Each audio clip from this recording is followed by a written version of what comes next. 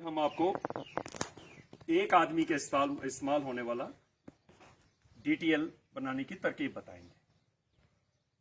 ये बहुत simple, hygienic और आसान तरीके से ये डीटीएल बनाया जा सकता है। अपने रहने वाले तंबू के पीछे, जितने आदमी तंबू के बीच में रह रहे हैं उतने ही पीछे जाने के बाद 2 फीट 3 फीट तंबू के पीछे 120 mm यानी 12 सेंटीमीटर डायमीटर से लेकर 20 सेंटीमीटर डायमीटर का एक गड्ढा खोदें बैरल की तरह। वो जमीन के अंदर 3 फीट से लेकर 4.5 फीट तक अंदर बिल्कुल पैरेलल स्ट्रेट बैरल टाइप का वो गड्ढा बनाए।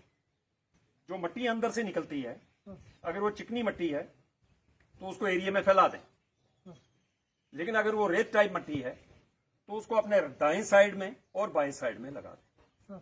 उसके बाद इस डीटीएल को इस्तेमाल करने के लिए 2 ईंटें एक तरफ और 2 ईंटें इस तरफ रखिए, जैसे ये इसमें बताया गया।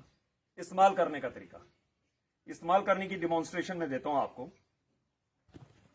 इसको जो आदमी इसको इस्तेमाल करता है वो बिल्कुल अच्छे तरीके से इसके ऊपर आए और अपना जो एम नंबर 1 है, एम नंबर 1 इस बैरल के ऊपर रखे, इस ट्यूब के ऊपर, और अपना इस्तेमाल करना शुरू करे। अगर इस्तेमाल करते बार लगता है कि पूरा निशाना सही नहीं हुआ है तो आगे पीछे अपनी एडजस्टमेंट कर सकता है। आगे वाला निशाना के लिए अपने हाथ का इस्तेमाल करके इसको भी इसी बैरल के अंदर लिक्विड को फ्लो करने दें। ये इस्तेमाल करने के बाद